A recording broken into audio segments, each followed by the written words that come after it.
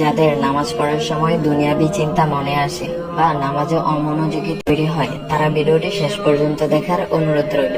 হযরত আলী রাদিয়াল্লাহু তাআলা আনহুর কাছে একজন ব্যক্তি এসেছে।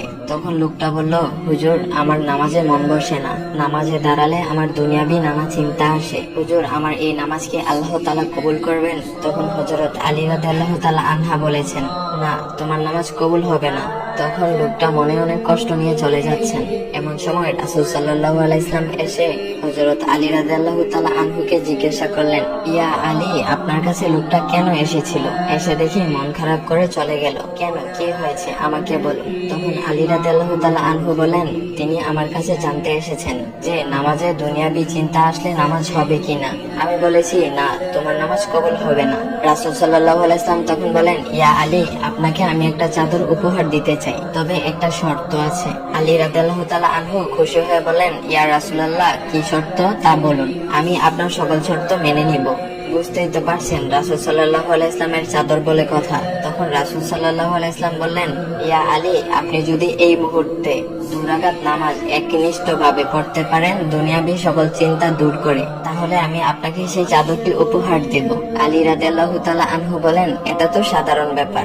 আলী রাদিয়াল্লাহু তাআলা আনহু তখন নামাজে দাঁড়িয়ে গেলেন আর তিনি নামাজ পড়তে শুরু করলেন। এমন সময় তার মনের মধ্যে শুধু ভাবনা চিন্তা আসতে শুরু করলো, আচ্ছা, আমাকে যে রাসূল সাল্লাল্লাহু আলাইহি ওয়াসাল্লাম যে চাদরটা দিবেন, সেটা কি ফাতিমার চাদর নাকি রাসূল সাল্লাল্লাহু আলাইহি ওয়াসাল্লামের? আচ্ছা, চাদরখানা দেখতে কেমন হবে?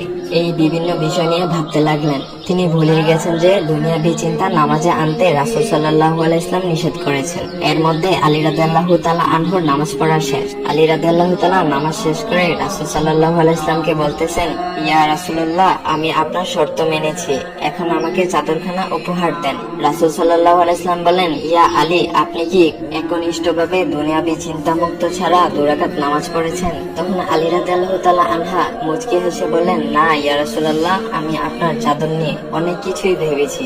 তখন রাসূল সাল্লাল্লাহু আলাইহি ওয়াসাল্লাম বলেন, ইয়া আলী, নামাজ তোমারও হয়েছে, আর তুমি যাকে নামাজ হবে না বলে ফতোয়া দিয়েছো, তার নামাজও আল্লাহ তাআলা কবুল করে নিয়েছেন।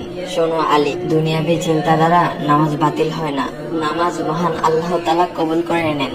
সকল ফরজ নিয়ম কানুন মেনে নামাজ পড়লে নামাজ হবে ইনশাল্লাহ। তবে আমাদের সকলের উচিত নামাজ আদায় করার সময় একমাত্র আল্লাহকে স্মরণ করে নামাজ আদায় করা।